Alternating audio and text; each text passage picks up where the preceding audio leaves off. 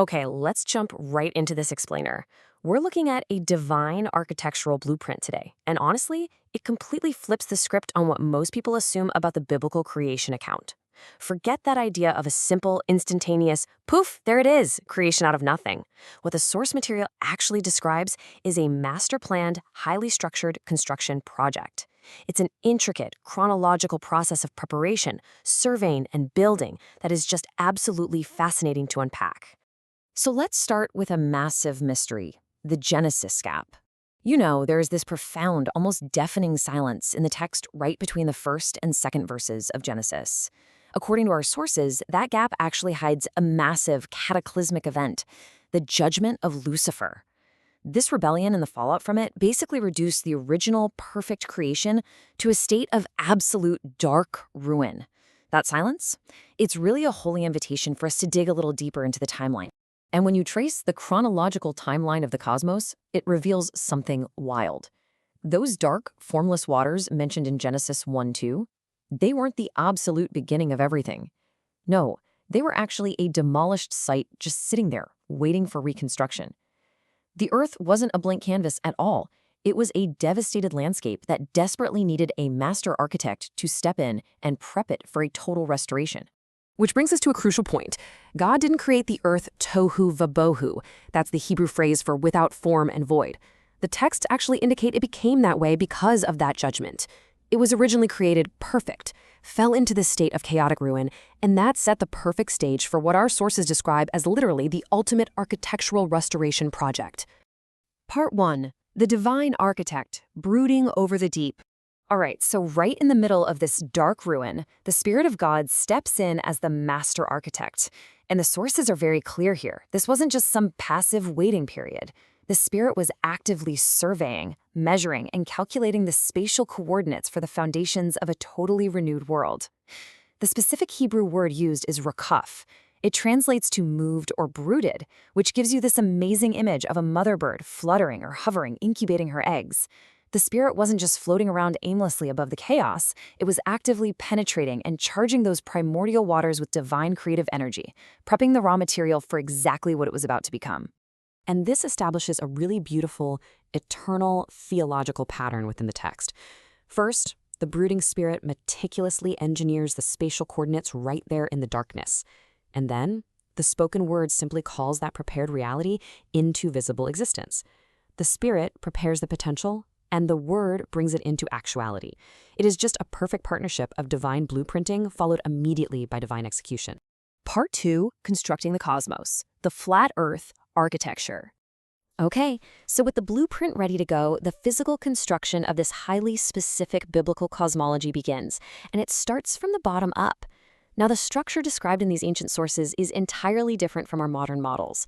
It lays out a structurally engineered cosmos built upon literal foundations. According to these texts, the Spirit actually established a supportive pillar system and set the exact boundaries of a circular, flat Earth right over the great deep. Think about that. All of this architectural planning, like determining where the mountains would rise and where the valleys would sink, all of it was completely finished before a single word of creation was ever spoken. The topographical map was already drawn in the deep. And that brings us to the rakia, the firmament. In this specific cosmology, we aren't talking about a gaseous atmosphere, not at all. The sources describe it as a solid, beaten-out expanse. Picture a hammered vault stretched out like a colossal dome over the circular Earth. It was literally a massive structural engineering feat, specifically designed to hold back immense bodies of water. There's this ancient description from the Book of Job that I absolutely love. It paints this incredibly cinematic picture of a sky that is physically strong and reflective, stretched out like a protective tent. It even compares the sky to a molten-looking glass, which really emphasizes its solid, almost metallic reflective nature. It's just a breathtaking architectural concept of the heavens, isn't it? And you can really see the Spirit's architectural genius and how it separated the waters below from the waters above. By lifting this massive canopy of water above the solid firmament, the sources claim it established a perfect, highly pressurized antediluvian ecosystem. It essentially created this global temperate greenhouse effect, completely shielding the Earth and creating a flawless environment where life could literally thrive for centuries. But the construction phase didn't stop there. It also included outfitting this firmament with literal structural chambers.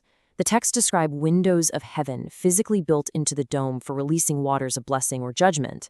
And it gets even more detailed. There are hidden storehouses for snow, treasuries for hail, specific chambers for the winds. Literally every weather element had a pre-engineered holding cell built right into the cosmos. Part 3. The uncreated glory light. So, with the structure built and the massive dome secured, the divine architect finally activates the lighting system. But here's where we hit a really fascinating mystery that fundamentally shifts how we understand things. The very first light introduced into this newly structured world, it wasn't the sun. The sun, the moon, the stars, they aren't even placed into the firmament until day 4. So you have to ask yourself, what exactly was the light that shattered that primordial darkness when the word was finally spoken?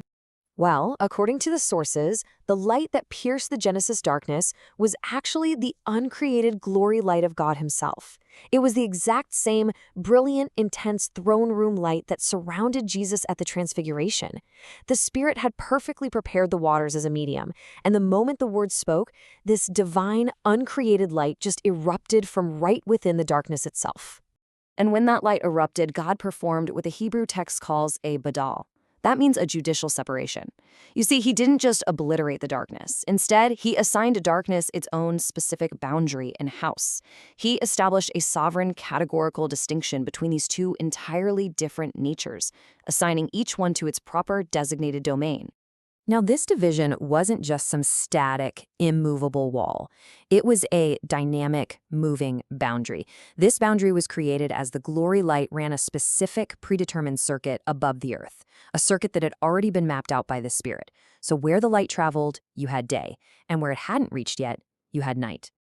Part 4, prophetic naming and the microcosm.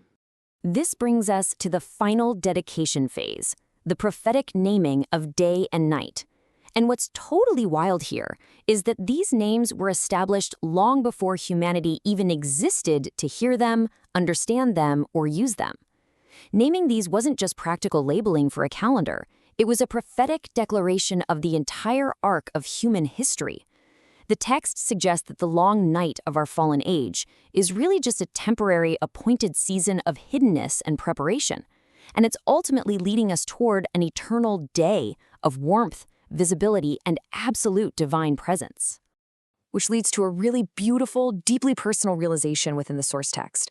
Just as God named day and night from eternity past, literally speaking their identity into the void before they even had an audience, he also named and knew you before the foundations of this earth were even laid. The macro-level creation completely mirrors the micro-level individual. And the texts present this stunning parallel, which we can call the microcosmic blueprint. Think about this. The very same Spirit that brooded over the chaotic, dark waters of the primordial earth is portrayed as acting as a divine architect within the chaotic, dark voids of the human soul. The exact pattern of creation is the exact pattern of your personal restoration. Your internal architecture is being meticulously crafted using that very same blueprint. The sources describe the Spirit stretching out a solid firmament of faith right within you, designed to hold back those intense floods of doubt. It's positioning deep fountains of living water, fitting literal windows of heaven within your soul for future blessings. And it's all being built upon completely immovable bedrock foundations.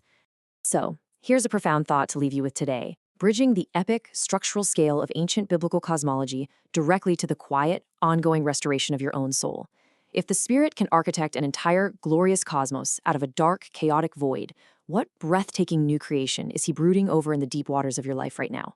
Keep learning, keep questioning, and I'll catch you in the next explainer.